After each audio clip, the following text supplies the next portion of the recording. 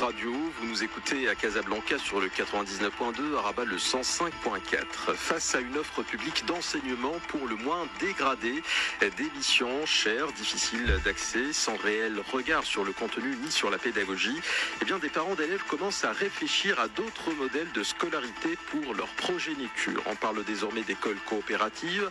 Alors de quoi s'agit-il au juste? Quelles sont les autres pistes aussi à explorer pour une scolarité satisfaisante? L'école coopérative, une réponse à quel malaise? Point d'interrogation, c'est donc l'intitulé de ce débat. Et voici les invités qui ont accepté d'y participer. Tout d'abord, Adil Touhami, vous êtes président de l'association des parents indépendants, l'API. L'API a été créée il y a une vingtaine d'années et elle a pour but de représenter, d'accompagner et d'informer les parents d'élèves. Vous êtes surtout actif à Rabat et Kenitra. Par ailleurs, vous êtes chef d'entreprise. Adil Touhami, bonjour et merci d'être avec nous dans ce tour de table. Bonjour, merci. Également dans le tour de table, Mohamed Talal Lahlou, consultant entrepreneur dans le domaine de l'éducation. Vous êtes le fondateur de MySchool, organisme spécialisé dans le soutien scolaire à domicile. Mohamed Talal Lahlou, bonjour et merci d'avoir accepté notre invitation au débat. Merci pour l'invitation. C'est moi qui vous remercie. Également dans le tour de table, Salahdine Nabira, initiateur du projet de l'école coopérative Al-Badil. Vous êtes directeur pédagogique d'un établissement d'enseignement supérieur privé. Salahdine Nabira, bonjour. Bonjour, et merci d'être avec toi. Exactement. Également, avec nous dans le tour de table, Mohamed Roudiès, président de Cap Maroc. Cap Maroc est une association des collectifs autonomes des parents d'élèves des établissements français du Maroc. Mohamed Roudiès, bonjour et merci également d'être avec nous aujourd'hui dans ce tour de table. Tout de suite, messieurs, sans plus tarder, l'édito préparé par la rédaction. Et bien sûr, on se retrouve juste après pour vos commentaires. Face au délitement de l'offre publique d'enseignement au Maroc, le privé et les missions françaises ont la cote. Il convient d'abord de préciser que si le privé marocain est clair au niveau de sa sémantique, le statut de mission, quant à lui, mériterait peut-être d'être revu. En effet, ces établissements devaient servir initialement à assurer la continuité de la scolarité des enfants d'expatriés. Aujourd'hui, force est de constater que ces dites missions accueillent bien souvent plus de 80% de Marocains et une infime minorité d'expatriés. Mais là n'est pas le fond du problème, ni le fond du débat qui nous intéresse aujourd'hui. Ces écoles dites missions françaises, OSUI ou AEFE, sont plébiscitées par les Marocains, mais victimes de leur succès, elles ne se gênent plus parfois pour afficher leur arrogance envers les parents d'élèves qui n'ont d'autre choix que de céder à tout et de payer plus, toujours plus.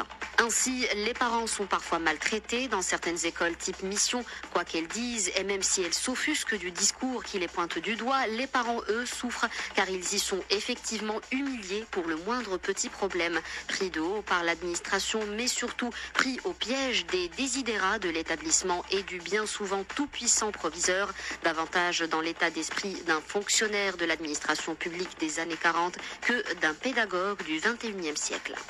Le Marocain ne comprend pas ce comportement qu'il peut parfois associer à du néocolonialisme primaire et cela mérite d'être dénoncé car indigne du pays des droits de l'homme. Le Maroc a changé et les Marocains d'hier ne sont plus ceux d'aujourd'hui.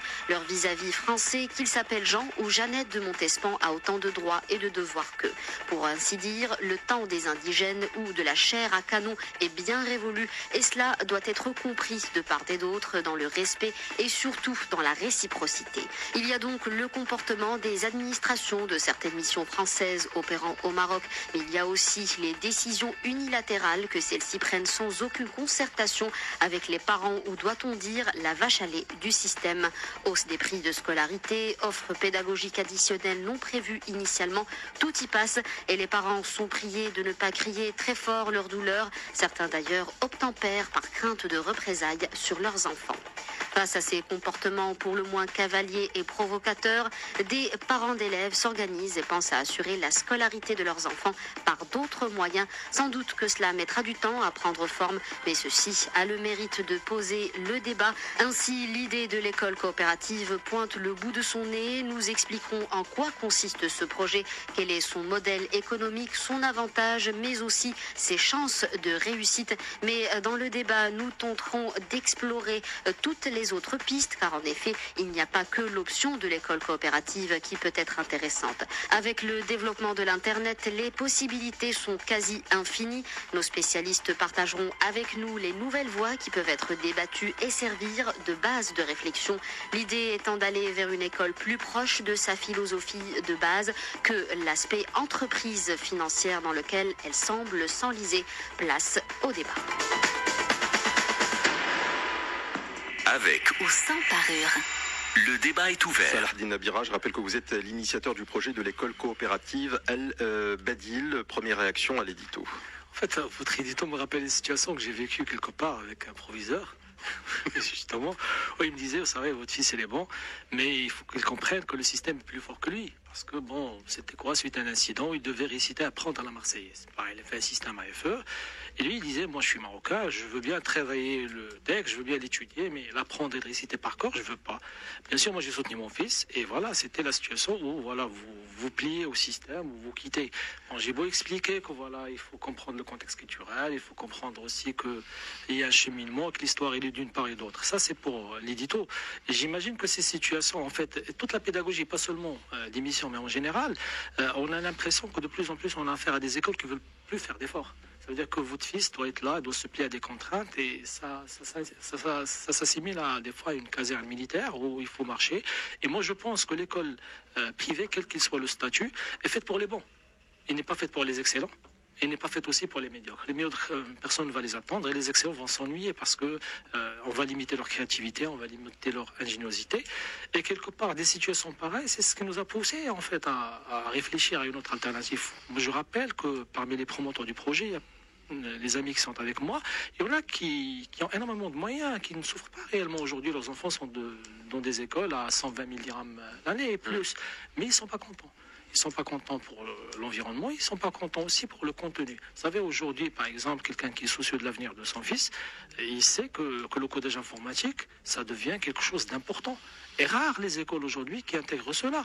Des fois même, dans un cadre, on l'a même proposé à certaines écoles et on était même prêt à les accompagner, mais soit ils n'y croient pas, ou voilà. Donc, et je pense aujourd'hui, si on veut préparer les générations d'avenir, on parle d'économie numérique et de savoir, on parle d'intelligence artificielle, on parle de beaucoup de choses. Aujourd'hui, un enfant qui ne sait pas coder, c'est un analphabète, indépendamment de la langue. Mohamed Al-Lahlou, consultant entrepreneur dans le domaine de l'éducation, votre commentaire par rapport à l'édito? En fait, l'édito révèle quelque chose d'assez symptomatique dans le domaine, dans l'émission française et autres écoles, c'est qu'au final, on a entamé une phase de marchandisation de la question de l'éducation. Du coup, on est face aux pressions de l'offre et de la demande. Quand vous avez des établissements dont les listes d'attente sont interminables, eh bien, c'est comme quand vous avez une entreprise pour laquelle, presque, bien sûr, je ne fais pas toujours le parallèle, mais c'est comme quand vous avez une entreprise dans laquelle vous avez plus de demandes que de capacité de production. Du coup, on se soucie moins de la qualité. C'est humain, c'est un réflexe, c'est quasi normal. Si vous n'avez pas quelqu'un qui est passionné de l'éducation, qui est vraiment transcendé par l'aspect service public de la chose, par l'aspect au-dessus du marché de la chose, eh bien, c'est tout à fait normal et compréhensible que la qualité ne suive pas tant que cette demande est là. Donc, d'une certaine manière, c'est aussi la demande qui fait ce genre de choses. Vu qu'on demande quelque chose dont on n'est pas satisfait, il ne faut pas se demander que la qualité de la chose qu'on demande ne soit pas toujours au rendez-vous. Donc, cette philosophie qu'on retrouve dans le marché se retrouve de plus en plus dans un certain nombre d'établissements. Et c'est là où la question de qui peut gérer une école, qui peut fonder une école, quelles sont les conditions derrière cela, qui ne sont en général pas abordées au niveau légal, peuvent donner des éléments de réponse. Adil Touami, président de l'association des parents indépendants. Oui, alors... Alors, vous trouvez l'édito assez virulent. C'est le moins qu'on puisse dire. Voilà. Bon, un petit peu. Ouais. Alors, moi, je vais parler de la partie que je connais, c'est-à-dire, c'est la partie... on parle de mission aujourd'hui, on n'est plus dans un système mission. La mission, c'est celle qu'on a connue dans les années 70, les années 80. Aujourd'hui, on a affaire à une agence qui est l'Agence pour l'enseignement français à l'étranger. Et donc, c'est un abus de langage quand on dit mission aujourd'hui. Voilà. C'est en fait la mission culturelle. Si Mohamed qui a fait aussi le lycée Descartes, à l'époque, on payait l'assurance, c'était 150 dirhams. Donc, on n'est plus du tout dans cette histoire de mission où c'était un accompagnement, une véritable coopération, un échange. Donc, On est dans quoi aujourd'hui? Aujourd'hui, on est un petit peu dans ce qu'a dit notre ami. On est dans du business. Marchandisation. Voilà, Ouais, absolument, du business, d'accord. absolument. Donc maintenant, moi, ce que je voudrais, il y a un autre point que je voulais clarifier aussi, c'est sur le pourcentage que vous avez donné. Aujourd'hui, au niveau des élèves scolarisés, on est à 60-40. On est à 60% d'élèves marocains scolarisés et 40% d'élèves français. Dans les 40%, on compte aussi les binationaux qui sont français. Et moi, là où j'ai été un petit peu choqué, mais bon, c'est le débat, c'est sur le rôle des parents. Nous, au niveau de l'AEFE, je parle de l'AEFE, je ne connais pas le système MLF, je le connais comme vous à travers les médias, à travers les problématiques qui ont surgi, les problématiques au niveau mondial. Mais au niveau de l'AEFE, on a réussi à mettre quand même en place une certaine discussion et des échanges constructifs avec le SCAC. Qui gère aujourd'hui les établissements français au Maroc, et on a des échanges qui sont constructifs. Bon, après, on peut ne pas être d'accord sur les augmentations de frais de scolarité, on le fait savoir, on a souvent des retours, il faut batailler, mais on y arrive. On arrive à des solutions, on arrive à limiter les choses. Aujourd'hui, ce que je voudrais aussi annoncer, c'est qu'il y a une transformation, enfin, il y a une réflexion qui est lancée au niveau, en France, au niveau mondial, pour la réforme de l'agence, justement de l'AEFE, et pour essayer de pallier à ce désengagement de l'État français, parce qu'aujourd'hui, on se rend compte que on est dans les, on va dire 30% de financement français, de l'État français, et 70% des parents d'élèves. Ce qui explique les augmentations. En fait, c'est le désengagement de l'État qui fait que les familles se substituent à ça. Et la problématique, ça, on est autour de cette table, je pense qu'on est tous d'accord, c'est qu'on a des parents aujourd'hui qui sont otages de ce système. C'est-à-dire, on a des parents qui ne peuvent pas mettre leurs enfants ailleurs, mais qui aujourd'hui ont des difficultés énormes à financer la scolarité de leurs enfants. Et c'est cette problématique à chaque fois qu'on met en avant dans les discussions, quand ils nous parlent d'augmentation, on leur dit, on voudrait avoir une visibilité, c'est-à-dire le parent d'élève qui va faire entrer son enfant en moyenne section, qu'il ait une visibilité sur au moins la fin du primaire, la fin du collège et la fin du lycée. Voilà. On sait où on va. Parce qu'aujourd'hui, ils nous disent oui, mais c'est des augmentations de 3 à 5%. Oui, mais 3 à 5% sur 14 ans. À la fin, on se retrouve avec pratiquement 50 à 60% de plus que le prix de départ. Les salaires n'ont pas augmenté de cette façon-là, et ça pose de plus en plus de problèmes. Mohamed Rouies, président de CAP Maroc. Merci. Donc moi, je m'associe un peu à ce qu'il vient de dire, c'est-à-dire qu'aujourd'hui, dans le modèle de l'AEFE, donc ce qu'on peut dire dans le modèle de l'AEFE, c'est que les choses commencent à évoluer, et en tant qu'association de parents d'élèves, voilà, nous avons réussi et nous continuons à essayer de mettre en place des canaux de communication pour que d'abord la position des parents soit entendue, et surtout pour que l'on devienne des collaborateurs. Je crois que c'est important de dire aussi on ressent en tout cas que du côté de l'AEFE, de ce que ça deviendra, voilà, on prend conscience que le parent est un acteur aussi de l'éducation et de l'enseignement.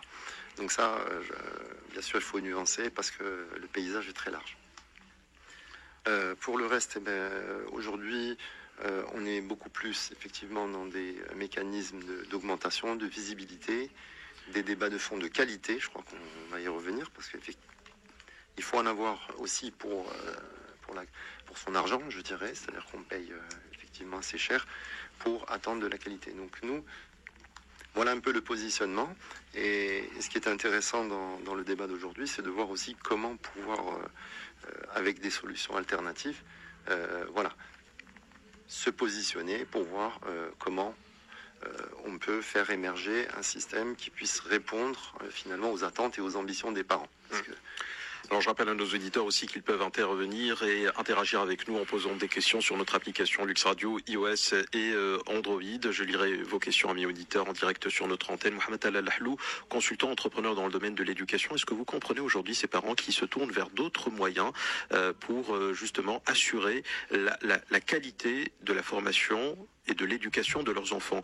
Est-ce que c'est quelque chose qui vous parle, ou est-ce que vous avez l'impression qu'on est en train quelque part de marcher sur la tête, dans le sens où ces parents en tout, ils sont dans un système qui est réputé être élitiste, convenable, où les enfants ont droit au meilleur traitement, et que finalement il s'agit là beaucoup plus d'un tempérament de bourge, voilà, si on peut le dire ça comme ça, de cette manière.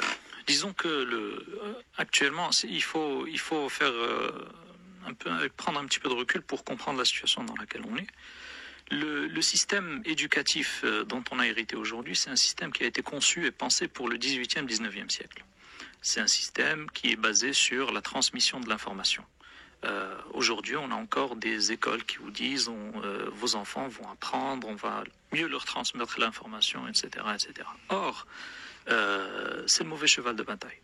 Parce que entre les années 2000 et aujourd'hui, le monde a énormément changé, voire beaucoup plus vite que ce qu'il y a eu comme changement en 3 ou 4 siècles. Aujourd'hui, on n'a plus besoin d'écoles qui vont apprendre et transmettre des informations aux enfants. On a besoin d'organismes, je ne vais pas dire école, parce que même la notion d'école peut-être commence à être un petit peu, commence à y avoir des points d'interrogation derrière le concept. Mais ce que je veux dire, c'est que l'enfant, le monde qu'il va affronter en 2020-2030, c'est pas le monde qu'il a eu à affronter avant les années 2000 et jusqu'aux années 2010.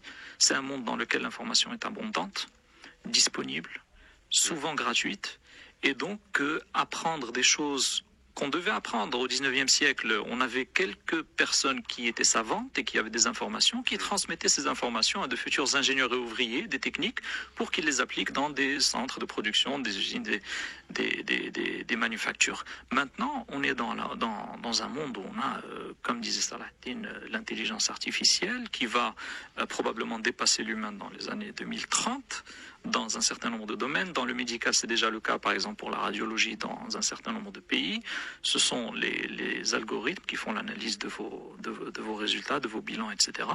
Donc, du coup, est-ce que ça vaut toujours est-ce que c'est toujours intéressant de mettre un enfant dans un parcours de médecine où il va apprendre des informations pendant 11 ans et sortir pour essayer de les appliquer? Vous savez, le monde dans 11 ans, on ne sait pas du tout comment il va être, qu'est-ce qui va dominer, et encore moins aujourd'hui quand on met un enfant dans un curriculum qui va durer 14 ans, dans lequel il va passer 80% de son temps à apprendre et réciter, et on sait que les études montrent qu'à chaque année, il perd 50% des informations entre mai et septembre qu'il a apprises, soit par des intérêts, soit parce qu'il n'y a pas assez d'efforts en été pour les garder.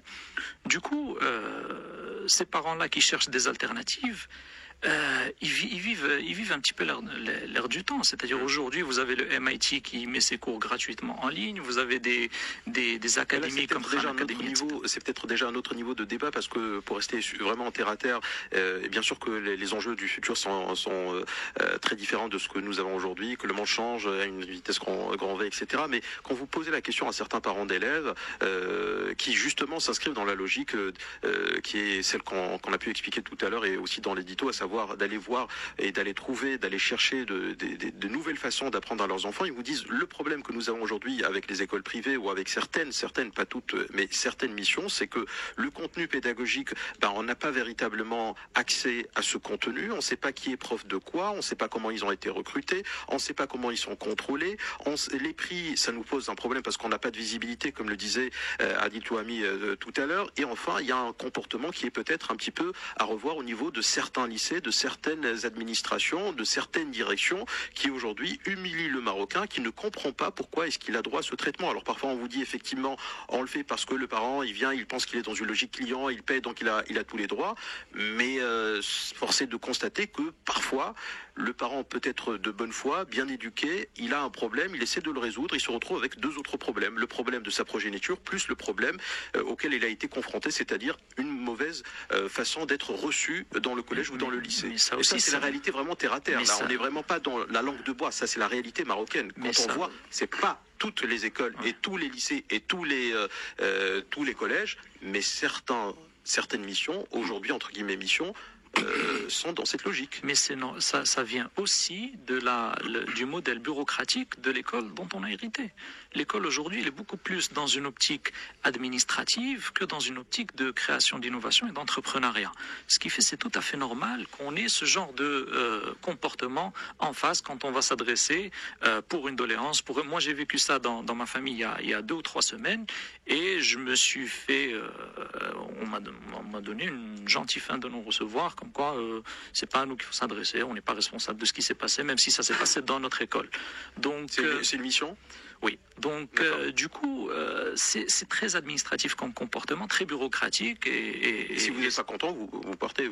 voilà, mais la liste d'attente elle est longue, donc que vous soyez là ou pas, ça nous pose pas un réel problème. Mais les parents qui vont chercher ailleurs, soit c'est à cause des coûts et de ce genre de traitement, mais pour certains cas c'est un peu de proactivité, c'est-à-dire qu'on se rend compte que ce genre de modèle est un petit peu commence à être un petit peu vieillot et que pour demain on va avoir de nouveaux besoins. Adil Chouami, vous voulez réagir, président de l'association des parents indépendants. Vous êtes confronté à ce genre de traitement? Alors, oui, effectivement. Alors, justement, nous, le conseil qu'on donne aux parents, et souvent avec les autres associations avec lesquelles on est dans les différents établissements, c'est de venir nous voir avant de s'adresser à l'administration, de prendre attache avec nous pour trouver des solutions.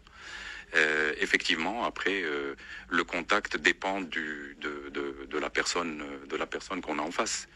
Mais moi, je voudrais réagir aussi sur l'histoire des listes d'attente qui aujourd'hui ne sont plus aussi longues qu'elles ne l'étaient auparavant. En tout cas, sur Rabat, cette année, il y a la mission belge qui a ouvert ses portes. Elle ouvre le primaire. L'an prochain, elle va ouvrir Elle se présente comme étant une mission. Voilà, la mission belge. Par contre, pour les Belges, c'est la mission. C'est la mission belge. Donc,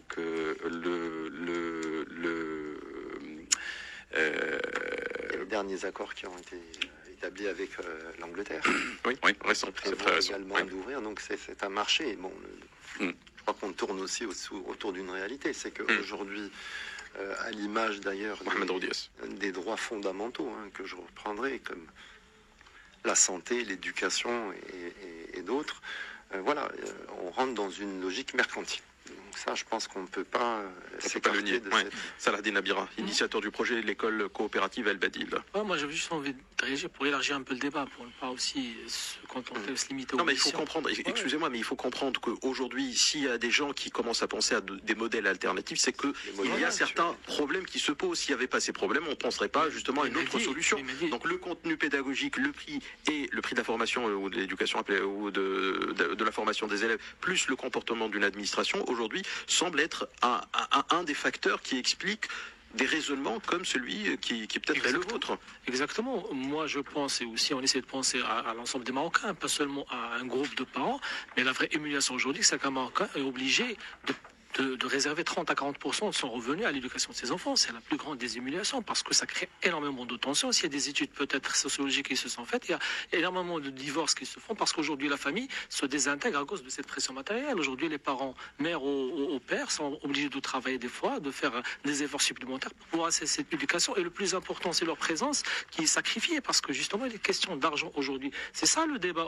Quel que soit, vous savez, même un ménage qui paye même 500, 600 dirhams, s'ils ont 2 enfants, s'ils touchent le SMIC, ou même plus, parce que là aussi, il faut dire les chiffres. Aujourd'hui, dans les villes, c'est 50% des enfants qui sont dans le système privé, que ce soit donc toutes catégories confondues. En fait, c'est ça ce qui nous a poussé à réfléchir, de dire, voilà, c'est un peu trop, parce que, moi je dis, c'est même pas la problématique d'argent. Dans le groupe de parents qui sont initiateurs du projet, il y a des gens qui n'ont même pas cette problématique d'argent, mais ce modèle-là, de se sentir qu'on exploite et qu'on est une vache à traire, que ce soit par l'école, que ce soit par d'autres prestations de services, la grande distribution et tout ça, qui nous a poussé à penser à un mode alternatif. Ce mode alternatif a été aussi intéressant dans la mesure où on a constaté qu'il y a énormément d'écoles fermées, parce que le plus gros, en fait, ce qui rend l'école chère aussi, c'est l'investissement, parce que le foncier est trop cher au Maroc, dans toutes les villes, et donc ce foncier-là, rajouter l'investissement en fait des locaux, on s'est dit pourquoi ne pas exploiter un grand potentiel. C'est des milliers d'écoles fermées partout.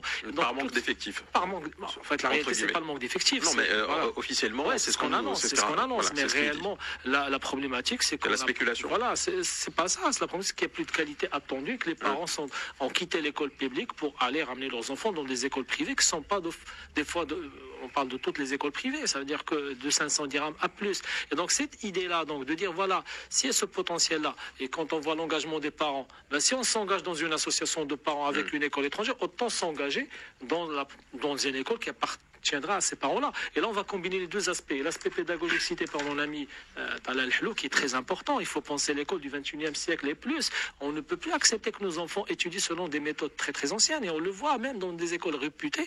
On est encore à l'apprentissage, justement, où le prof est en train de dispenser un cours et qu'on doit comprendre les mathématiques de manière théorique, on doit comprendre les sciences, alors qu'aujourd'hui, il y a des ressources disponibles et libres, les MOOC, etc., gratuites. On peut voir qu'une fonction mathématique traduit une boîte à vitesse ou un embrayage, etc., et que l'enfant arrive à faire le lien. Parce que ce savoir, cette transmission abstraite de la chose fait que pour beaucoup de gens qui auraient pu faire des carrières d'ingénieur ont quitté parce qu'ils trouvaient les maths pas du tout intéressantes. On n'arrive pas à leur donner. Nous, dans cette école, dans ce projet-là, au-delà des aspects financiers, parce qu'ils sont importants, et on voudrait ouvrir une alternative qui peut être déclinée, parce que l'objectif, une fois on lance la première, ben, on va mettre en ligne gratuitement à tout le monde, et que d'autres parents peuvent s'organiser. Notamment, on voit beaucoup d'implications des parents dans les associations de parents d'élèves. Et ben, ce type de parents qui sont engagés, parce que notre offre n'est pas adressée à tout le monde, il y en a qui ne sont pas prêts à se casser la tête, qui veulent peut-être payer, se soulager de ce travail-là, mais pour les autres, ils sont prêts à s'impliquer, parce que l'implication n'est pas seulement dans la gestion, elle est aussi dans le contenu, et ça créera une continuité entre l'école, les mêmes valeurs à l'école et les mêmes valeurs à la famille, parce que des fois, il y a ça aussi, c'est que l'enfant reçoit des valeurs à l'école, et quand il rentre dans sa famille ou dans son foyer, ben, il trouve d'autres valeurs. Donc, rajouter une variable aussi importante, qui est très négligée dans toutes les écoles confondues, c'est l'importance aussi du sport, l'importance de l'art et du divertissement. Et ce qu'on essaie aussi de faire et qu'on oublie souvent de souligner, excusez-moi si je m'attarde un peu, c'est qu'on ne considère que l'école, mais à côté, les activités, c'est aussi cher que l'école. Là, aujourd'hui, on se retrouve avec un enfant, on paye déjà cher à l'école. Après, pour faire une activité ou deux activités parallèles, ben, c'est des abonnements à 5 000, 6 000, 10 000 dirhams. Nous, on voudrait faire tout ça à l'école. Et il y a moyen de faire tout ça à l'école. Vous allez nous expliquer comment vous allez faire dans un instant, et vous nous expliquerez le modèle économique, la viabilité de ce modèle, et surtout, est-ce que c'est tenable sur la durée? C'est-à-dire qu'une fois que le projet est implémenté, est-ce qu'il pourra véritablement tenir? Parce que bon, je sais que vous avez parlé par exemple des salaires, vous voulez augmenter les salaires des profs de 20% par rapport à ce qui se pratique. Là, il y a peut-être des choses aussi à débattre, à discuter et à éclaircir. Adil Touami, vous voulez réagir, président de l'association des parents indépendants. Oui, alors juste ce que je voulais dire aussi, c'est ce que vous disiez tout à l'heure par rapport au ras-le-bol des familles, au ras-le-bol des parents. Nous, la problématique qui a été soulevée depuis des années avec les représentants de la l'AEFE et même lorsque le directeur général est venu au Maroc plusieurs fois, à plusieurs reprises, la problématique c'était on nous a fait comprendre il y a des années que les augmentations de frais de scolarité allaient servir à mettre à niveau les établissements scolaires. Et, ici au Maroc. Ici au Maroc. Donc, en fait, les augmentations sont versées dans des fonds de réserve et que cet argent-là allait servir à faire des travaux. Or, aujourd'hui, les fonds de réserve qui ont été constitués sont très importants au Maroc. On a largement de quoi couvrir. On a un ordre d'idée. Sur le pôle Rabat Kenitra, je crois qu'on est aux alentours entre la trésorerie et les fonds de réserve, on est sur 400 millions de dirhams. D'accord. Sur le pôle Rabat Kenitra. Alors on fait quoi de cet argent concrètement ? Alors aujourd'hui, cet argent-là va servir justement à mettre à niveau les établissements du pôle Rabat Kenitra. Mais je voulais en venir à une autre partie de la problématique, c'est ce qu'on leur a expliqué. On leur a dit vous mettez la pression pour mettre à niveau ces établissements sur une génération. En fait, c'est une génération qui va supporter cette mise à niveau d'établissement. Donc, c'est elle qui va supporter ce coût, ces augmentations importantes et consécutives. Aujourd'hui, je pense qu'avec ce qui est constitué, les fonds qui sont constitués, on n'a plus besoin d'augmenter. Et on peut arrêter cette pression des frais de scolarité sur les familles. Et on vous répond quoi quand vous dites ça ? Alors quand on nous dit ça, on nous dit oui, mais on est dans un système solidaire. En fait, vous savez que j'ai bien précisé. Est-ce que c'est pour le Maroc ou est-ce que c'est pour d'autres pays ? Alors justement, qu'on met en place ces fonds. Voilà. Alors on est dans un système, le système français est basé sur la solidarité. Oui. Donc aujourd'hui, il y a une redistribution, c'est-à-dire qu'on a des remontées annuelles qui se font, qui étaient les années précédentes qui étaient de 6%. Cette année, elles sont passées à 9% exceptionnellement. L'an prochain, elles seront à 7% pour revenir dans 2 ans à 6%. S'ils le veulent bien. S'ils le veulent bien. Nous, on fait partie des bons élèves, le Maroc. Le pôle Maroc fait partie des bons élèves, le réseau Maroc fait partie des bons élèves du système parce que nous, on remonte l'argent. Il y a des pays, la Tunisie, l'Algérie, l'Égypte, qui ne remontent pas d'argent pour des problèmes de devises, pour des problèmes de... Donc aujourd'hui, on demande, nous, justement, que ces travaux, ces transformations soient faites sur différentes années, sur beaucoup plus de temps et qu'elles ne soient pas supportées uniquement par les familles qui sont dans le système. C'est-à-dire qu'on se dit, voilà, la famille a supporté des augmentations pendant tout le primaire, d'accord ? Et bien, à la fin du primaire et jusqu'à la terminale, ils n'ont plus à supporter du collège à la terminale, ils n'ont plus à supporter. Et ainsi de suite. C'est-à-dire, c'est le premier entrant, enfin, quand ils font leur première entrée, ils payent jusqu'à la fin du primaire. Et après, et à ce moment-là, ça permettrait une meilleure répartition et moins de pression sur les familles. Bon, comme je vous ai dit tout à l'heure, il y a une réforme de tout le système qui est AEFE, qui est en place. Il y a une réflexion qui va être faite. Il y a des conclusions qui vont sortir au mois de juillet. Il faut être à l'écoute et regarder ce qui se passe. Il y a une convention qui va être re-signée, enfin qui va être renégociée entre l'État marocain et l'État français aussi, enfin incessamment, je pense courant de cette année ou plus tard l'année prochaine. Et je pense que dans tout ça, il va falloir peser aussi pour essayer de... Une nouvelle feuille de route qui devrait prendre en compte quel changement principalement? Les changements, justement, c'est cet aspect financier qui n'existait pas au... Paraît-il, et vous me corrigez si je me trompe ou si l'information est fausse, il y aurait un problème éventuellement, peut-être, c'est ce qu'on m'a dit, après éventuellement ça peut être une erreur, avec l'office d'échange. Est-ce que le souci se pose ou pas? Alors en fait, au niveau de l'office d'échange, c'est un accord. Ils ont eu la validation, mais c'est une validation annuelle. Oui. C'est-à-dire ils ont demandé une augmentation de 3%, elle leur a été accordée, mais chaque année ils doivent refaire la demande. Donc ils leur ont dit que c'était pour une période exceptionnelle et ça a été accordé. Donc voilà. Plus de soucis à ce niveau. Au niveau de l'office d'échange, pour le moment, il y a une demande qui va être refaite et je pense qu'ils n'ont pas de soucis particuliers par rapport à ça. Par contre, il y a le statut des enseignants qui pose problème justement. C'est-à-dire que avant, dans la convention France-Maroc, c'était les statuts d'enseignants détachés.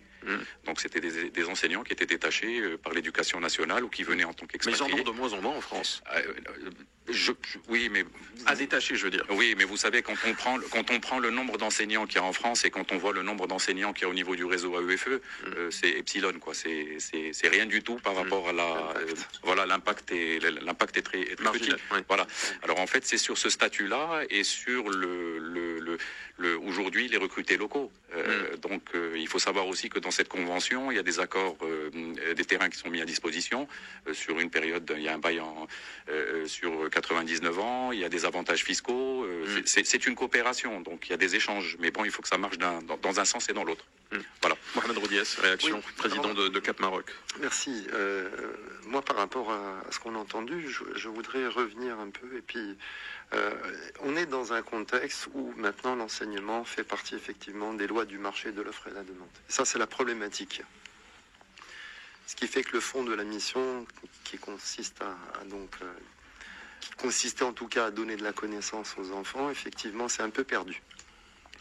Et finalement, les rapports sont entre les parents, qu'on peut ou non assimiler à des clients, avec des fournisseurs, qu'on peut assimiler à des services publics ou non. Il y a la défaillance ou la limite de capacité du système propre, local, qui, de toute façon, nous amène à cette situation. Après, ce qui est très regrettable, c'est que dans tout ce débat, on y perd un peu l'enfant. Parce que pour affronter l'avenir, face à votre crainte, effectivement, d'utiliser toujours des méthodologies qui datent d'un autre temps, on ne démarre pas la problématique sur quelle vision on a de l'enfant. Et on ne s'attache pas assez à trouver de nouveaux mécanismes. Alors, j'accueille avec beaucoup d'intérêt tout ce qui est démarche progressiste, je dirais, par rapport à un changement du système qui est complètement en limite, qui est complètement à côté de ce qu'il voudrait faire. Maintenant, il y a des systèmes étrangers qui ont montré qu'effectivement, aujourd'hui, pour pouvoir préparer les enfants de demain, il va falloir vraiment changer de modèle et essayer d'épanouir les enfants. avec toute cette connaissance qui commence à déborder, effectivement, le principe, c'est comment pouvoir éveiller les compétences de tout un chacun. Et c'est ça un peu, si vous voulez, ce qui devrait normalement motiver toute proposition alternative. Et ça, je trouve que dans les débats d'adultes, voilà, ça manque terriblement. Je comprends que les gouvernements et les États soient complètement dépassés par rapport à la demande et par rapport à cette inadéquation entre ce que produit le système et ce qu'en attend le système économique et les attentes. Il y a une saturation de super diplômés, etc., etc. Donc ça, c'est ma réaction par rapport, si vous voulez, à ces modèles alternatifs. Et c'est là où je suis vraiment dans l'intérêt, dans l'écoute, c'est-à-dire quel modèle permettrait donc aux parents, effectivement, voilà, d'avoir un système qui permettrait d'éveiller, parce que effectivement, les parents sont de plus en plus pris dans le système déjà de leur propre vie, et malheureusement auront de moins en moins de temps à consacrer aux enfants. On reste aussi dans un système qui est très spécifique. On peut difficilement envisager les mêmes systèmes dans un contexte urbain ou dans un contexte rural. Donc il faut aussi, voilà. Ouais, Mohamed Talal Lahlouk, réaction, consultant dans le domaine de l'éducation. En fait, justement, pour rebondir sur ce point du progressisme, j'ai une anecdote à vous raconter sur quelque chose qui s'est passé quand j'avais pris l'initiative de faire un voyage pédagogique dans les pays de l'Extrême-Orient, donc l'Asie de l'Est, les Tigres, etc., pour observer juste un pan de l'éducation qui est celui de la petite enfance, donc jusqu'à 6 ans. Et j'avais eu l'occasion de rencontrer alors c'était une école en Corée du Sud dont les parents étaient propriétaires déjà, et donc qui faisait ce système de rotation et qui déléguait la gestion à un expert du métier. Donc déjà j'avais eu l'occasion de visiter une dizaine d'établissements, et sur les 10, il y en avait un seul où le directeur de l'établissement était un homme. Les autres, c'était des femmes, vu la petite enfance, vu le contexte, etc. Mais lui, c'était un passionné, c'était un Américain. Il avait 32 ans de métier en spécialité de sciences, de l'éducation et de la pédagogie. Et quand j'avais fait le tour alors, je ne sais pas si vous êtes déjà allé en Corée du Sud, mais tout est électronique. Il y en a de l'électronique partout jusqu'aux toilettes. Donc, j'avais fait un petit tour dans l'établissement et j'avais une remarque. Je lui ai dit, mais comment ça se fait qu'il n'y ait ni PC, ni tablette, ni téléphone, ni smartphone, ni tableau blanc interactif? Il y a un problème là. On est bien à Séoul. Il m'a dit, écoutez, ce genre de choses et d'outils sera de toute façon appris par les enfants dans leur vie extérieure à l'établissement. Par contre, ce qui ne sera pas forcément appris par les enfants dans leur vie à l'extérieur de l'école, c'est le travail en groupe, l'empathie, l'utilisation des sens, l'interaction, l'émotion, la créativité, l'entrepreneuriat, l'innovation.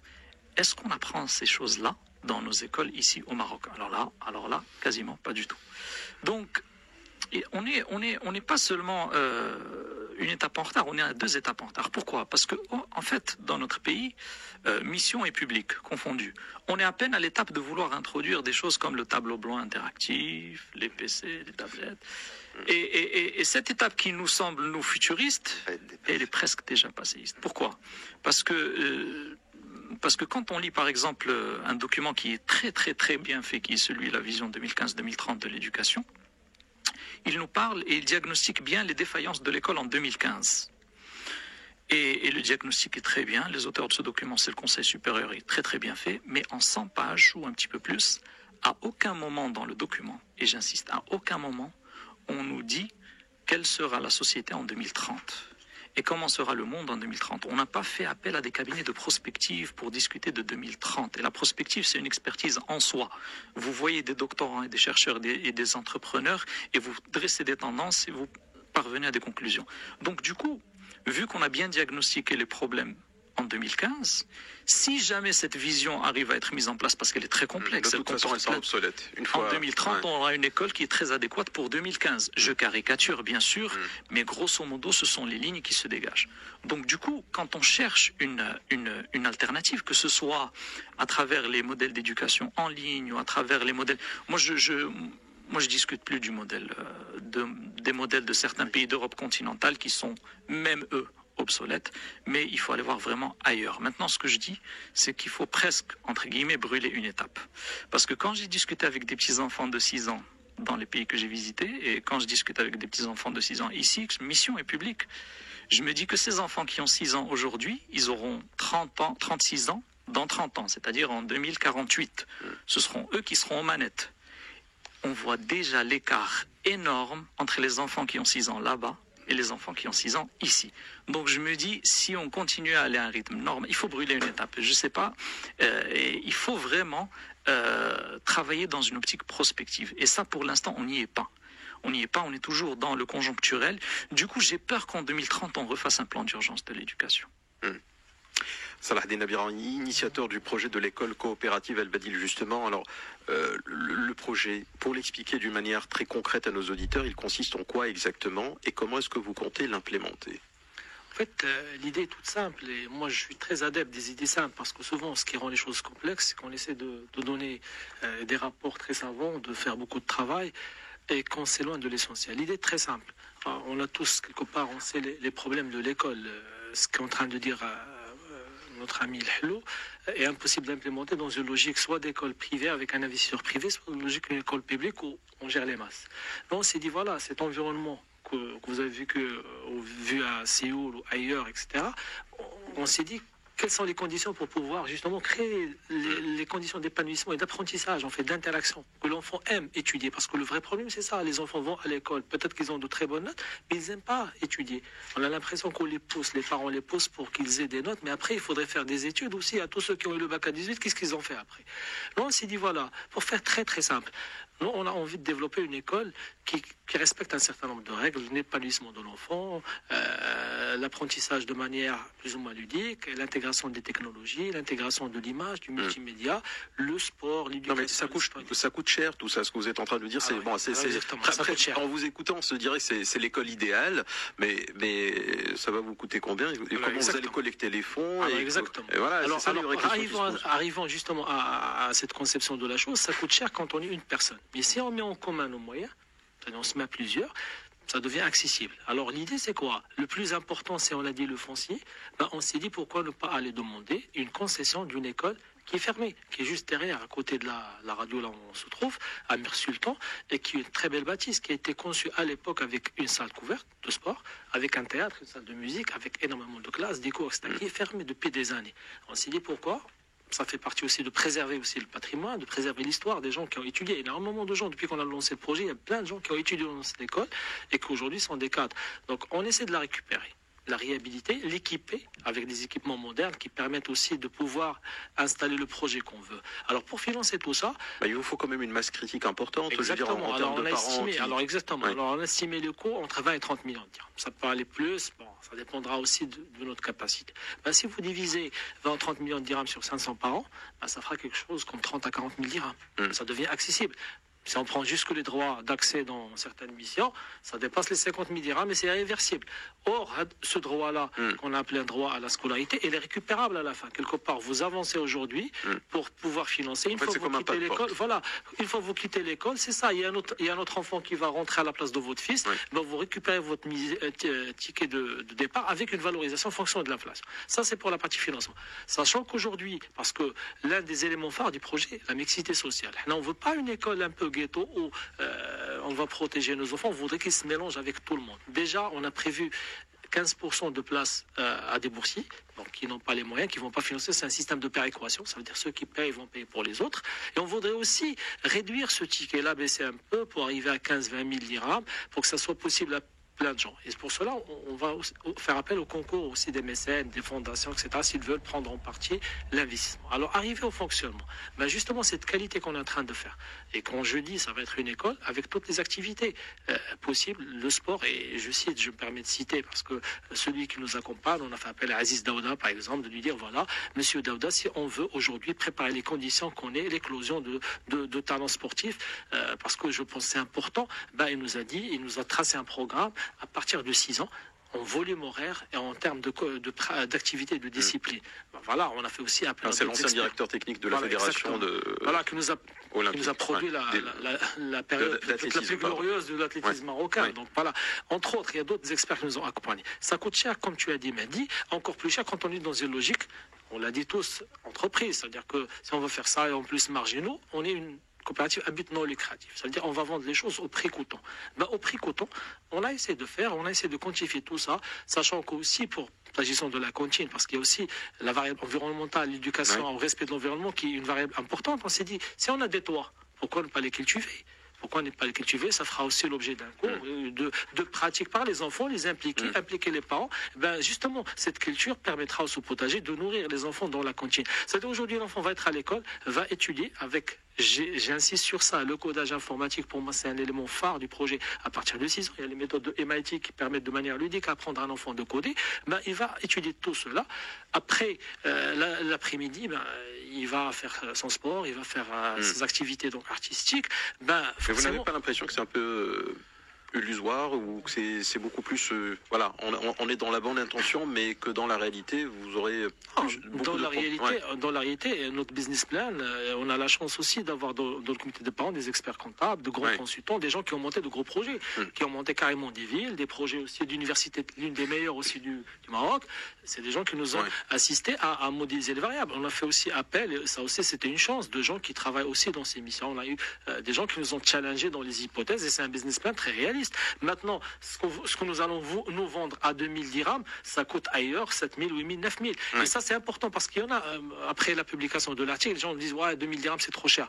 Dans cette variable-là, dans cette proposition de valeur qui cherche aussi à former quelque part pour le pays une élite épanouie et qui a les outils aussi d'affronter le monde de demain, ça coûte ce prix-là. Mais le modèle en lui-même, si on change les variables, si on enlève la restauration, si on enlève le codage informatique, si on enlève le sport, les activités, peut être décliné à 500 dirhams, un quartier peut-être populaire où les gens n'auront pas peut-être les moyens d'aller suivre les 2000 dirhams. Ça, c'est pour la partie. Donc, le financement d'investissement sera fait de manière mutualisée. Alors on va rester sur le financement d'abord. Il faut peut-être réagir.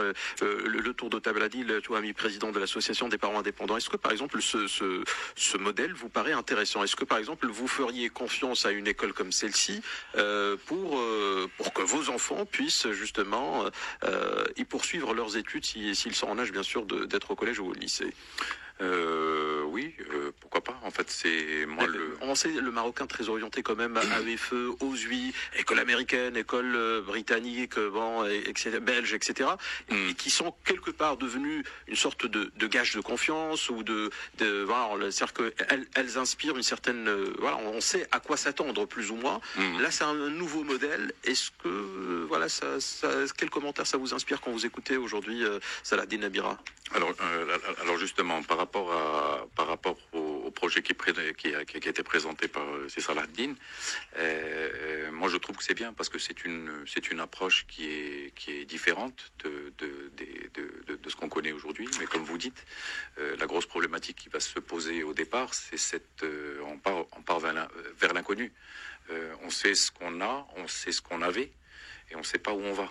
Donc, d'autant plus, excusez-moi, il y a peut-être. Moi, j'essaie de me mettre dans la peau d'un parent d'élève qui écoute Saladin Nabira et qui a son fils, par exemple, dans une mission, une école privée ou autre, qui se dit, ok, je déplace mon enfant d'un cadre vers un autre cadre, mais je ne suis pas sûr de récupérer ma place si jamais je ne suis pas à l'aise dans ce modèle d'école coopérative, parce que la liste d'attente, peut-être qu'elle n'est pas aussi importante qu'elle l'était il y a quelques années, mais pour aller trouver sa place dans un collège-lycée à AEFE, il faut se lever de bonne heure. Ouais.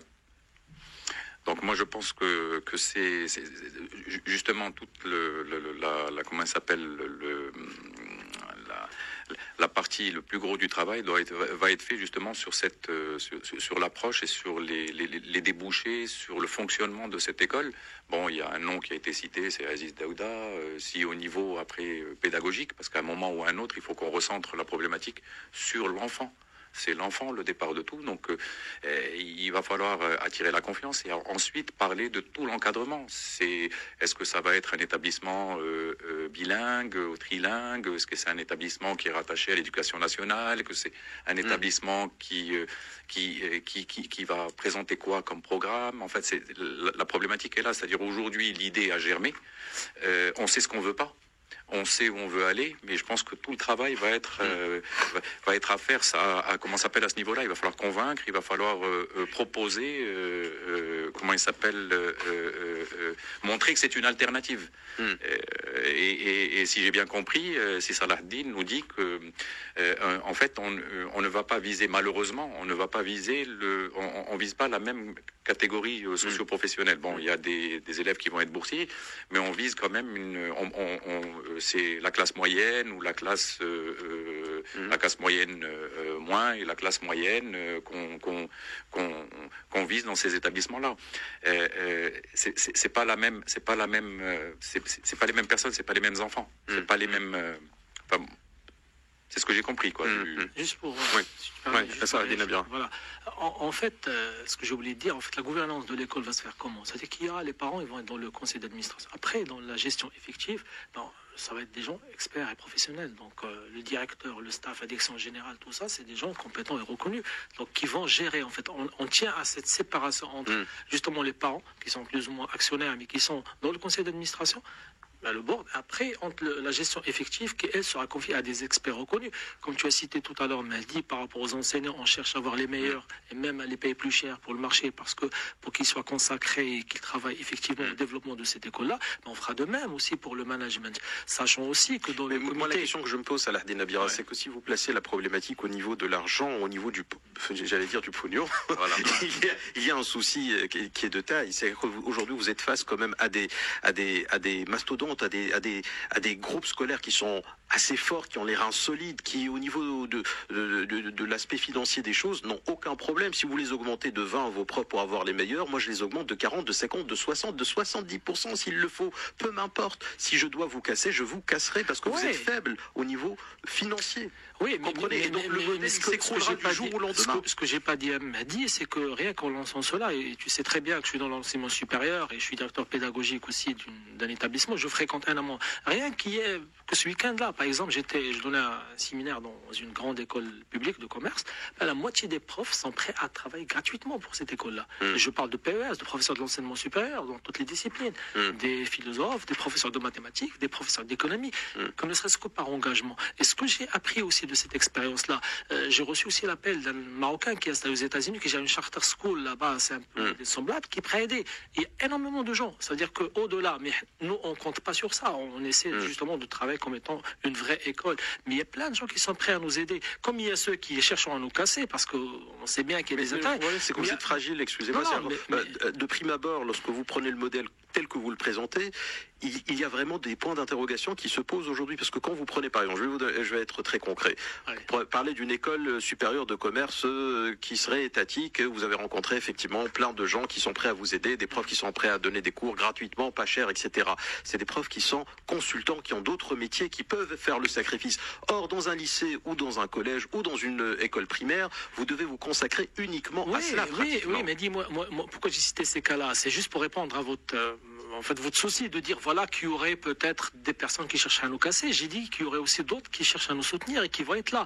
Mais nous, notre modèle, on l'a fait en toute indépendance de chacun. C'est pour cela que même le financement, on a privilégié d'abord l'autofinancement au lieu de faire appel à des sponsors. Mais pour revenir à cette histoire d'aller vers l'inconnu, moi je dis que... D'ailleurs, il y a même un éditeur de Casablanca qui nous dit le projet est séduisant, mais son déploiement est risqué car inédit. Exactement, mais s'il n'y avait pas justement un peu d'audace, on n'aurait pas découvert les Amériques, on n'aurait pas découvert plein de choses. Et je sais, sur les derniers classements, et là on revient à l'enseignement, sur les derniers classements, les meilleures écoles aujourd'hui dans le développement informatique, c'est pas les grandes écoles, c'est l'école de 112. Et aujourd'hui, quand on voit l'OCP qui s'implique dans l'école 1337, aujourd'hui qui s'investit grand institutionnel et qui essaie de développer et de dupliquer le modèle de Xavier Niel, qui lui casse tous les codes. Voilà, c'est un peu ça. L'école 42. Voilà, exactement, l'école 42. Aujourd'hui, on a au Maroc, à Khalid Ga, 1337, etc., qui commence à faire les sélections. Il faut aller dans ces sentiers-là. Moi, je le dis, je n'ai pas voulu en discuter, mais vous savez, il n'y a pas pire pour l'éducation que les normes. Parce que les normes, quelque part, au mieux, il faut quand on a quelque chose qui est rigide, etc., et que l'évolution de la réalité dépasse cette norme. Et nous, on vise des parents qui sont prêts à s'engager, à s'impliquer, parce qu'on est ouvert et on est prêt à recevoir toutes les audits, etc. On ne rentre pas dans les détails pédagogiques, on les a bien conçus, on a eu des consultants. Déjà, on va rester sur l'aspect financier de la chose. Mohamed Roudiès, président de Cap Maroc, sur cet aspect. Oui, alors moi le modèle modèle, quand je le connais pas en détail, hein, mais de ce qu'il nous a présenté aujourd'hui. Avec ce qui a été présenté, bon, là on s'inscrit un peu dans un mouvement que l'on a aussi dans d'autres secteurs d'activité. Exactement. On est vraiment dans le mouvement de l'économie sociale et solidaire. Exactement. Donc, a priori, là aussi, on va retrouver un peu les mêmes comportements. C'est-à-dire qu'il y a des gens qui ont des moyens pour se payer les plus belles choses, mais finalement, ils sont prêts à mettre un peu plus pour aller prendre de la qualité et de l'assurance. Donc, en soi, c'est un modèle qui m'attire, c'est certain. Après, quand on voit un peu quand même la réalité économique et financière, moi ce qui me pose problème dans le modèle que vous êtes en train de présenter, c'est sa masse critique. C'est-à-dire que, comme vous dites si bien, il y a un certain nombre d'indicateurs qui peuvent dire est-ce qu'on est dans une logique mercantile ou pas.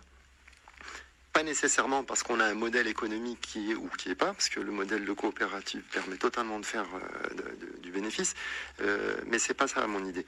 Mon idée c'est que lorsque vous allez avoir à gérer une institution, quelle qu'elle soit, qui va travailler jusqu'à 1000 élèves, là, vous serez obligé de plier par rapport à la norme et à la normalisation.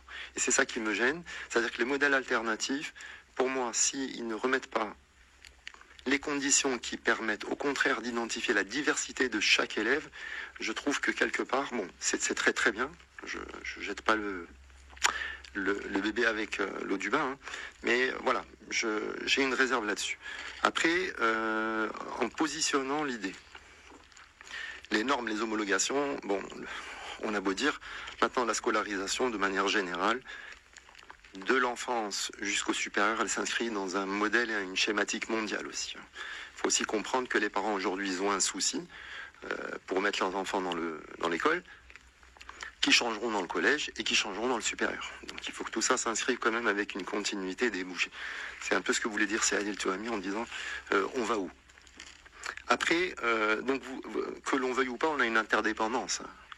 Et surtout si on passe à des volumes pareils. Vous pourrez très bien avoir un petit marché bio qui va se suffire avec une quinzaine de familles, il va très bien servir. Et si vous voulez passer à une autre, là vous tombez sur les grands groupes de distribution, etc. Là, ils pourront casser les reins, mais pas forcément, parce que finalement, on voit bien qu'on arrive à s'imposer contre ces groupes, voire même que certains groupes se mettent à mal. Et c'est eux qui doivent maintenant se mettre aux normes bio et compagnie. La gouvernance, vous en avez parlé. Excusez-moi, je termine, si vous permettez. Alors, la taille critique, les risques opportunités. On est quand même conscient que les parents, si ils s'orientent plus facilement vers la mission et des choses couvertes étatiquement, je dirais, c'est parce qu'il s'agit d'avenir d'enfants. Oui. Et les enfants, il y a une sorte de label qualité psychologique. Absolument, c'est des images. Voilà. Mais bon, c'est des associations d'images. On est culturellement, si vous voulez, là, et on est face à un choix extrêmement important, c'est l'assurance de l'avenir de nos enfants, c'est-à-dire la prunelle de nos yeux. Donc les choix ne sont pas forcément, on n'a pas forcément le recul. Par contre, je voulais parler d'autres exemples spécifiques dans lesquels votre modèle a déjà démontré la performance. Non seulement parce qu'il a permis de repenser toute la problématique à partir de l'enfant, et non pas l'obligation de donner les compétences, etc. Vous savez que certaines familles sont confrontées à des difficultés en termes de besoins spécifiques. Vous savez très bien que l'État ne pourra jamais servir ces gens-là. Dans tous les États du monde, la solution est venue justement par la mise en commun de la problématique. Et là, vous voyez que les modèles associatifs ou coopératifs démontrent des performances absolument extraordinaires. Moi, je peux vous dire que... D'ailleurs, l'école coopérative au Maroc a commencé par ça, par justement des personnes qui ont des enfants à besoins spécifiques. Sachant que, in fine, le principe de l'école donc qui est assuré par l'État, elle est aussi là pour dire surtout ne pas compartimenter ces élèves, mais leur permettre d'acquérir un certain nombre de savoirs avant de les remélanger avec l'ensemble. Mais ce sont des solutions parfaites pour les parents qui collaborent totalement. Donc on est vraiment dans des modèles optimum. Comment les faire évoluer pour s'inspirer du meilleur et qui mettent toute l'attention, toute la dynamique pédagogique est basée sur l'enfant d'abord et pas le reste. Juste pour je voulais terminer par un petit jeu de mots, si vous permettez, parce que je suis dans l'informatique aussi, et je suis très inquiet parce que j'ai aussi un enfant en bas âge. effectivement, nous sommes totalement inondés. Vous avez parlé de l'intelligence artificielle, vous avez parlé de choses qui sont là, hein, et elles sont même pas... Après, vous revenez souvent sur le codage. Moi, j'aimerais faire un jeu de mots en vous disant, ce qu'il nous faut, c'est apprendre à nos enfants à décoder, et non pas à coder. Parce que le codage, c'est des machines qui vont coder. Il faut faire très attention à ça. Ça, c'était juste pour faire le jeu de mots. Alors, j'avais une autre idée, mais j'y reviendrai. Plus tard, Mohamed Talal Lahlou, consultant entrepreneur dans le domaine de l'éducation, sur le modèle économique d'abord, avant d'aller au modèle pédagogique de cette école coopérative. Mohamed Talal Lahlou. Sur le modèle économique, regardez, c'est très simple, hein, Nabil de Casablanca qui nous dit aider c'est bien, mais la philanthropie n'a pas de place dans ce modèle, hein, en référence à ce que disait tout à l'heure Salahdine Nabira. Nabil toujours de Casablanca, le projet est séduisant, mais son déploiement est risqué et inédit. Je pense que les Marocains, là c'est Jawad de Casablanca qui nous dit, je pense que les Marocains souffrent d'un complexe d'infériorité et adhèrent à tout ce qui est occidental, alors que rien ne garantit le know-how. Donc exact. Voilà, quelque part, il y a déjà de la méfiance qui s'installe par rapport au projet. Alors, est-ce que c'est justifié ou est-ce que c'est des craintes qui ne tiennent pas d'une raison, mais beaucoup plus d'un sentiment, puisqu'il s'agit d'enfants, de nos enfants, et que voilà, il y a des craintes qui peut-être peuvent ne pas être justifiées ou pas. Alors, qu'est-ce que vous en pensez, vous, à votre niveau? C'est un peu inné, l'insan adou majal. Donc, l'homme refuse le changement, ça c'est connu dans la psychologie du management, mais pour dire que la philanthropie n'a pas sa place dans ce modèle, moi je m'inscris en faux par rapport à ça complètement, parce que si aujourd'hui, dans le système actuel, on perçoit par exemple les grandes universités américaines qui sont classées première, deuxième, troisième et anglaises, etc., vous avez dans la classe, vous avez à peu près 20% de boursiers. Et on a constaté, d'autres études ont constaté que les classes avec une mixité sociale avaient une capacité d'innovation supérieure aux classes avec une homogénéité sociale. Qu'est-ce que vous répondez aux personnes qui peuvent vous dire, au Maroc, les gens aisés ne veulent pas de mixité sociale? Ça c'est leur affaire, leur affaire. S'ils sont cloîtrés, fermés d'esprit, c'est leur affaire. Moi je pars d'un fait démontré socialement et scientifiquement, c'est que les enfants de demain auront besoin d'innovation et de créativité. Les gens qui ont fait le même parcours, le système mission, les mêmes classes préparatoires ou la même université, le même diplôme de grande école, quand ils auront un problème, ils donneront la même solution. Tout simplement, qu'ils soient 20, 200 ou 2000, ils donneront la même solution. Par contre, si vous en avez un qui vient d'un bidonville, un autre qui vient d'un quartier UP, un autre qui vient de l'étranger, un autre qui vient d'un quartier d'appartement, etc., vous aurez des visions différentes. Et c'est ce que demande. D'ailleurs, même aujourd'hui, moi j'avais une interview d'un des grands directeurs de multinationales, il disait les équipes dans lesquelles on a des collaborateurs différents, avec des parcours différents, sont plus performantes que celles où on n'a que des diplômés de grande école de commerce et d'ingénieurs. Pourquoi? Parce qu'on a un problème, on le voit sous des angles différents. Donc dire que la philanthropie n'a pas sa place et que la mixité n'a pas sa place, ça c'est des questions de conviction personnelle. Moi je pars des faits. Les études scientifiques, qu'est-ce qu'elles ont démontré? Maintenant, sur ce que dit Salahdine, modèle économique, moi, il est dans une école de commerce, etc. Donc je m'inquiète pas trop sur ses business plans. J'ai aimé le fait qu'on sépare un petit peu la gouvernance de la gestion, parce que les parents peuvent avoir beaucoup de bonnes intentions, mais ne pas savoir comment transmettre ces bonnes intentions. Donc pour la gestion, il faut des gens qui sont compétents. Par contre, là où je suis sceptique, c'est sur les ressources humaines. Pourquoi? D'abord, les ressources humaines, pour moi, c'est le problème numéro 1 ici au Maroc, qu'on vit, que ce soit au supérieur ou dans les autres domaines. La formation. Deuxièmement, on a eu des écoles avec des fonds énormes, ceux qui peuvent casser les reins, entre autres, je leur prête pas toute cette mauvaise intention, mais disons que ils ont les fonds pour avoir les meilleurs profs. Et je peux vous dire que dans la famille, on a vécu plein de situations où on essayait de mettre l'enfant dans une nouvelle école, une nouvelle expérience, avec des bâtiments très jolis, dans des quartiers très sympas, avec des plaquettes magnifiques. Et quand l'enfant passe 3 semaines dans l'école ou 4 semaines, on se dit, mais la prof, elle est complètement à côté de la plaque. Donc il y a tout sauf la prof, il y a tout sauf l'encadrante, il y a tout sauf la facilitatrice. Du coup, moi, si Salahdine ne me dit pas qu'ils vont prendre une année d'abord pour former les gens qui veulent, parce que pour moi, au Maroc, il n'y a pas les ressources humaines. Donc là, on va verser dans l'aspect pédagogique. Ça fait une bonne transition, finalement. Voilà. Non, parce que moi, à l'issue de l'expérience pédagogique, j'avais travaillé sur un programme pédagogique pendant 4 ans pour sortir avec un programme de formation des formatrices avant de lancer l'expérience. Du coup, on avait mis en place un programme hybride avec les expériences asiatiques qui est basé sur les soft skills, qui est basé sur entre autres les 7 intelligences, une mixité de valeurs, parce que souvent quand on va dans la mission française, il y a des valeurs véhiculées dans ces écoles avec lesquelles on n'est pas d'accord, nous, en tant que Marocains. Mais on subit. Donc, quand l'enfant vient à la maison, comme il a dit Salah Eddine, il y a des valeurs. Quand il va à l'école, il y a d'autres valeurs. Ce qui est intéressant dans cette expérience coopérative, c'est qu'on va quand même pouvoir orienter un petit peu, avoir un peu de malléabilité sur cette question de valeurs et de principes qui sont véhiculés. Mais on y va. Pour moi, on y va forcément à ces modèles alternatifs. Que ce soit l'école coopérative, que ce soit l'école associative. Aujourd'hui, la mission française commence à avoir de la concurrence purement mercantile, hein, donc anglais, belge, américain. Ça coûte beaucoup plus cher. Je ne sais pas si c'est vraiment de la concurrence. Hein, non, c'est de la concurrence. C'est un marché sur lequel il y a une niche et il y a une concurrence. Est-ce que c'est vraiment les mêmes CSP, ceux qui sont capables de payer 50 000 et ceux qui sont capables de payer 100 000? Je ne sais pas si c'est vraiment de la concurrence directe. Disons qu'on est dans la classe A, pour être d'accord. Et là, si les listes d'attente se restreignent, c'est parce qu'il y a de la concurrence et que les gens commencent à avoir un petit peu de choix. Peut-être sur Casablanca, encore moins sur Rabat. Mais il commence à y avoir de la concurrence. Maintenant, pour moi, même cette concurrence, elle est à côté de la plaque. Ce qui est intéressant, par contre, parce que la concurrence, elle vient d'un modèle national, d'éducation nationale. Or, pour moi, les modèles d'éducation nationaux, en général, sont à côté de la plaque par rapport à ces problématiques de l'enfant de demain.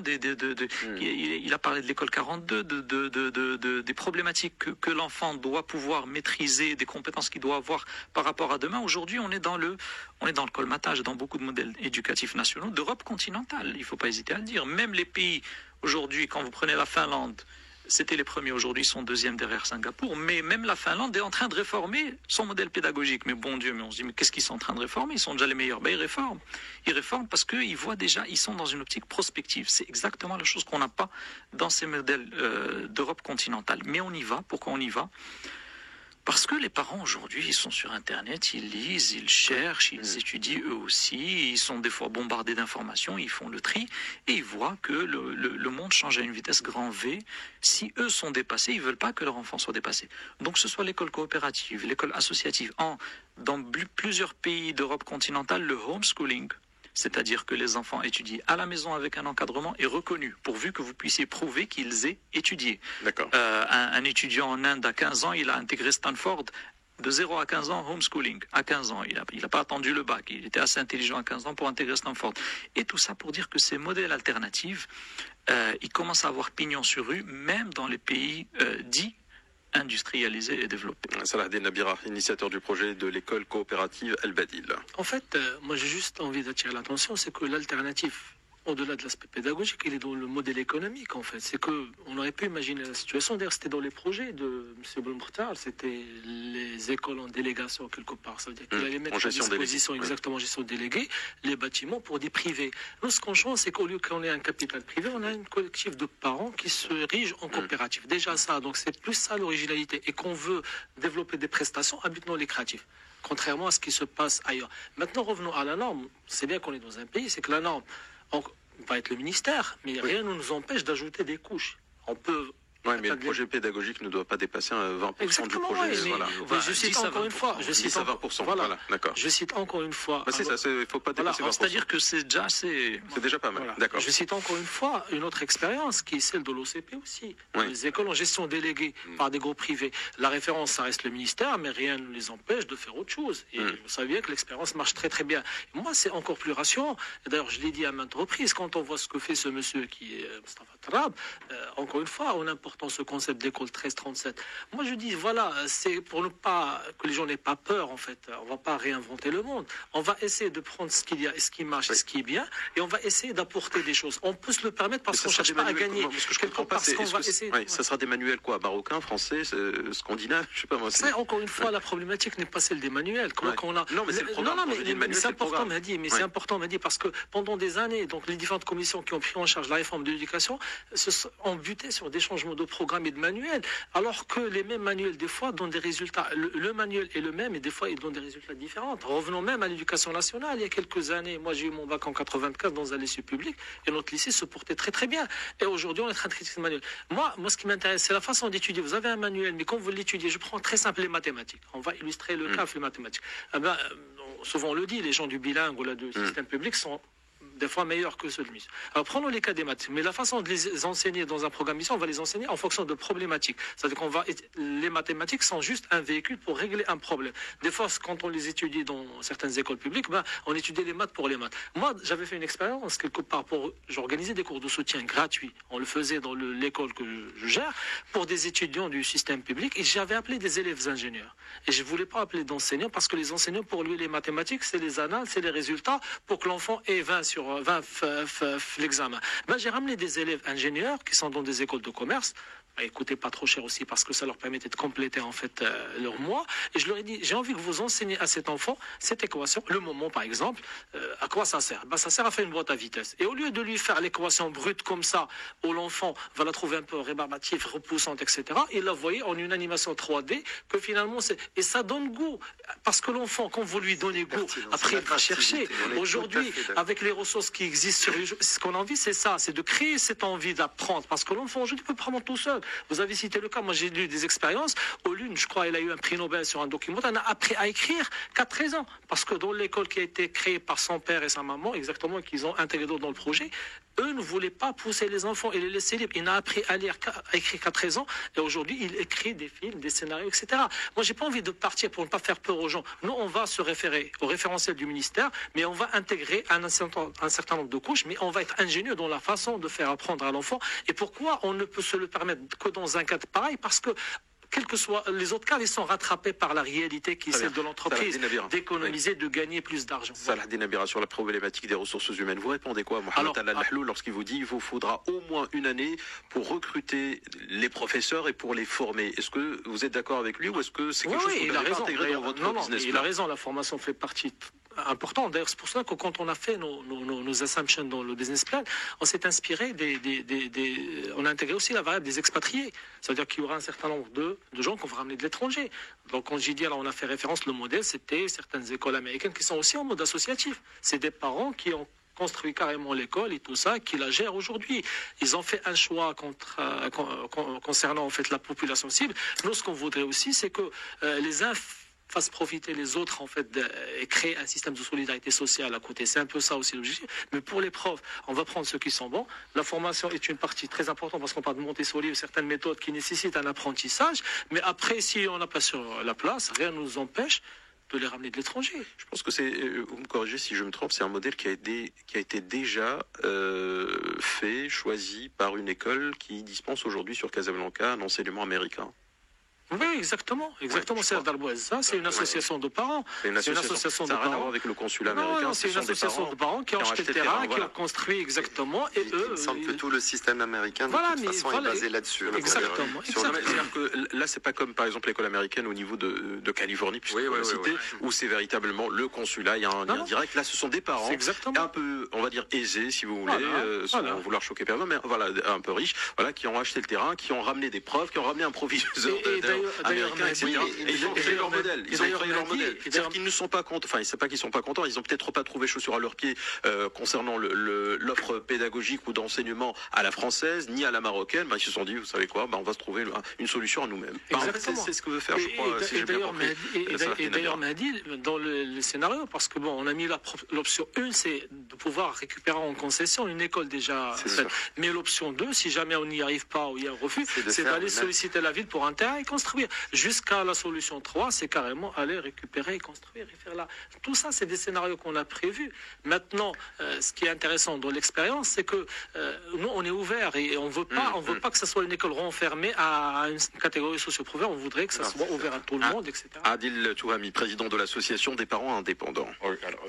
Moi, ce que je voulais dire aussi, pour revenir un petit peu sur les futures écoles ou les pistes qu'on a, c'est développer un partenariat public-privé qui serait un partenariat gagnant pour tout le monde et je pense pour l'enfant en dernier. Et puis je pense qu'il faut qu'on ramène vous voulez dire en premier, pardon. Et je pense qu'il faut qu'on ramène les choses à leur juste valeur. Aujourd'hui, les missions étrangères, l'agence pour l'enseignement à l'étranger n'est pas là pour se substituer à l'État marocain. Quand on prend le nombre d'élèves qui sont scolarisés dans ces établissements, ce qu'on prenne les établissements partenaires, les établissements liés à la MLF, l'OSWI, les établissements EFE, ça représente représente 37 000 enfants sur le Maroc. C'est quoi à l'échelle d'un pays? C'est rien du tout. Donc aujourd'hui, je pense qu'il faut partir sur des établissements qui seraient de type associatif ou de type coopératif ou de nouvelles formules, de nouveaux partenariats qui pourraient être développés au Maroc par des Marocains. Et c'est des projets comme ça. Je pense qu'il faut maintenant après, il faut que le premier établissement voit le jour. Ouais. Que les gens fonctionnent, c'est l'étape la plus difficile. C'est l'étape la plus compliquée, c'est l'étape la plus difficile. Et puis après, ça a toujours été la même chose, et c'est ce que disait Si Mohamed tout à l'heure. C'est un petit peu, on veut pour nos enfants le meilleur. Donc, on peut adhérer au projet d'Yassi Salah Din, mais on se dit, j'y vais pas. Est-ce que vous voyez, mais moi je pense que l'avenir est là, l'avenir est sur des projets comme ça. Et puis Mohamed Rodiès, président de Cap Maroc, réaction. Moi, pour quand même donner un autre angle de vue des systèmes que vous appelez mission, en tant que parents, on a quand même un grand souci, c'est que nos enfants qui passent par ces systèmes, pour moi, on a un privilège quand même de pouvoir passer dans ces modèles. On oublie une chose, c'est qu'arriver au-delà du bac et des études supérieures, ils sont formatés pour partir. En fait, on les perd. Et ça, c'est terrible. Parce que c'est une perte pour les familles, c'est une perte pour la nation, c'est une perte pour nous tous. Excusez-moi, peut-être un peu relativiser cela, dans le sens où aujourd'hui on commence à avoir des écoles françaises supérieures, j'entends, qui s'installent. Je pense à Centrale, je pense à l'EM Lyon, je pense à DBS, Toulouse Business School, je pense à l'ESSEC. Elles sont de plus en plus nombreuses. Je pense à Dauphine, même si, voilà. C'est vrai que... Donc on les perd un peu moins, en théorie. Après, on va quand même faire un équilibre entre le fait qu'il y a une opportunité mercantile et il y a une réalité. Moi, ce que je voulais juste dire, c'est que tous les efforts que l'on fait, toute cette attention, tout cet engagement, fait qu'à un moment donné, on a quand même, on a le cœur serré parce que ces personnes... pourquoi ? Parce que finalement, ils ne sont pas formatés pour aussi revenir. Il faut qu'on fasse un forcing quand même pour qu'ils reviennent et qu'ils servent leur nation. C'est là où votre modèle m'intéresse particulièrement. Je crois qu'il y a aussi, dans ces réflexions alternatives, il y a aussi la prise en compte de certains objectifs à très long terme qui pourraient persuader les parents aussi d'avoir. Après, moi je vais être très précis. Ce qui me gêne dans ce que j'ai lu, c'est la taille du modèle. Je pense qu'au-delà d'une masse critique, on ne peut plus maîtriser les finalités du modèle. Et les chiffres que j'ai lus dans ce que vous avez publié, pour moi, dépassent. Après, je n'ai pas les données propres, mais il est évident que il va falloir faire une concession sur la qualité. Parce que je pense qu'il y a aussi, il faut pas trop s'inquiéter parce qu'il y a une très forte demande. Et aujourd'hui, vous savez, au centre de Paris, vous avez des écoles très très très très spécialisées parce que elles arrivent à fournir et à épanouir l'enfant. Je crois que la meilleure façon qu'on peut proposer un avenir aux enfants, c'est de leur permettre d'éclore. Et non pas de leur donner la direction d'éclosion. Ça c'est la faillite, je dirais. Et c'est ça et sans nécessairement avoir à brûler des étapes.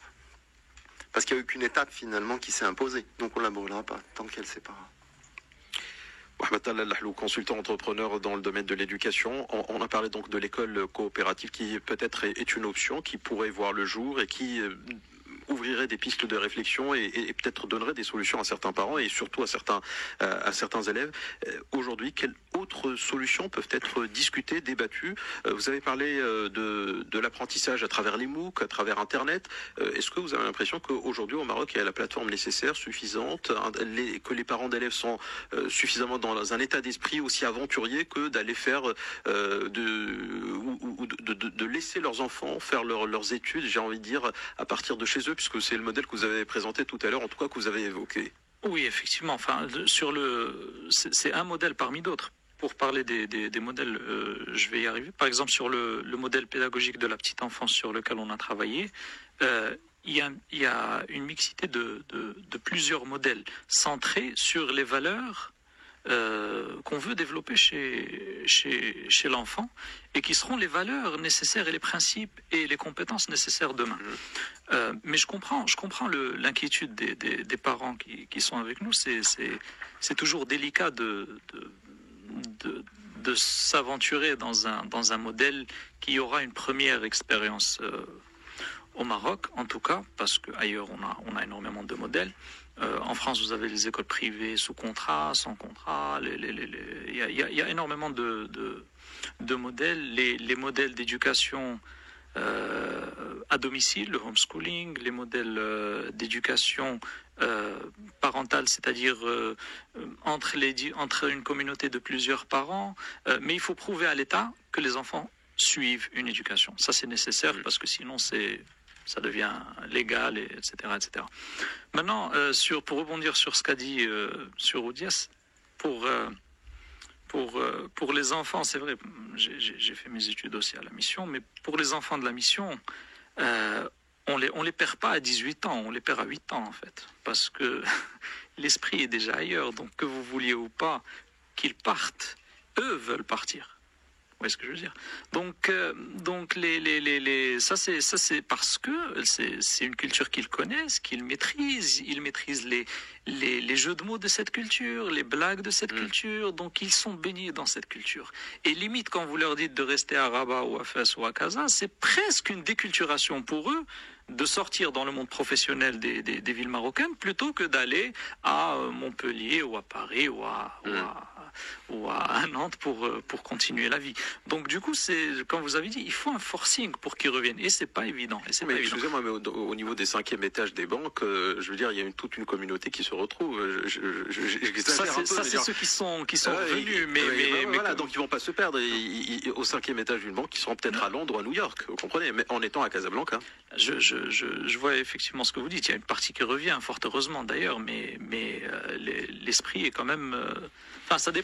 Mais il y a une partie qui revient, ça c'est indéniable. Mais en tout cas, la question de l'aventure, vous savez, aujourd'hui, on est dans un monde où même les gens qui font ce monde, c'est-à-dire les gens dans la Silicon Valley, etc., choisissent des modèles d'éducation différents pour leurs enfants. Certains les emmènent dans des écoles avec zéro technologie. D'autres les emmènent dans des écoles avec le tout technologique. Donc il ne faut pas croire qu'il y a des gens qui tirent les manettes ou les ficelles. En tout cas, à l'échelle planétaire, c'est compliqué. On est dans une phase de découverte perpétuelle. Le monde change tellement vite que poser des repères, des principes et une norme, ce que l'État sait et aime faire, ne marche plus énormément, en tout cas dans le domaine éducatif. Tahadé Nabira, initiateur du projet de l'école coopérative El Badil. Autre proposition éventuellement, qu'est-ce qui vous paraît être faisable au Maroc aujourd'hui, à part le projet en tout cas que vous proposez, celui de l'école coopérative?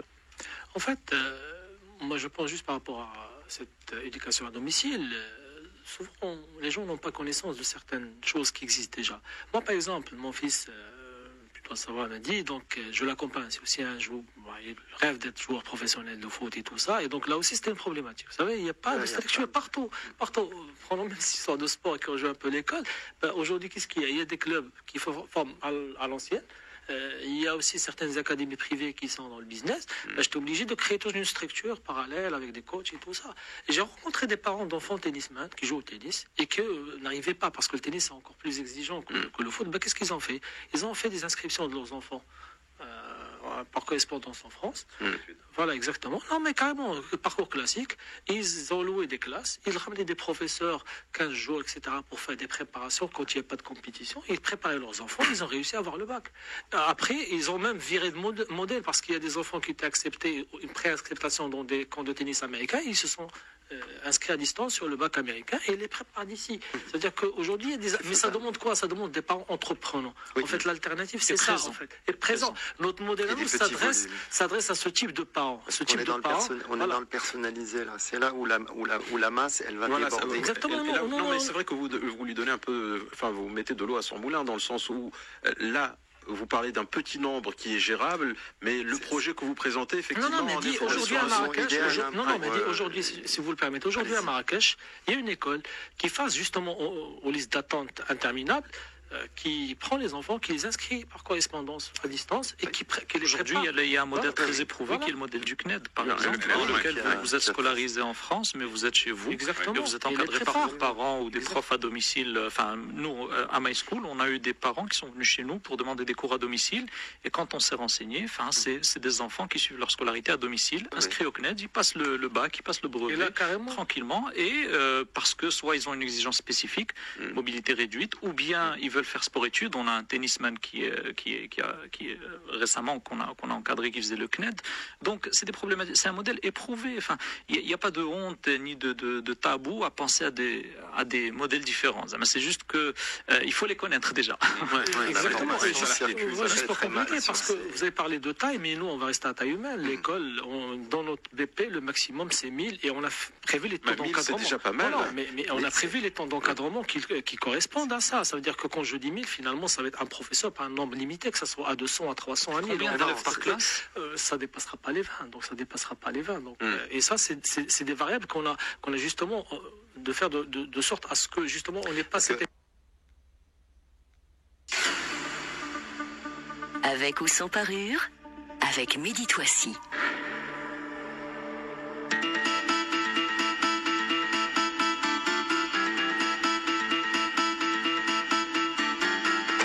Bonjour et bienvenue amis auditeurs dans Avec ou sans parure, votre émission de débat d'idées sur Lux Radio. Vous nous écoutez à Casablanca sur le 99.2, à Rabat le 105.4. Face à une offre publique d'enseignement pour le moins dégradée, des missions chères, difficiles d'accès, sans réel regard sur le contenu ni sur la pédagogie, eh bien des parents d'élèves commencent à réfléchir à d'autres modèles de scolarité pour leur progéniture. On parle désormais d'écoles coopératives.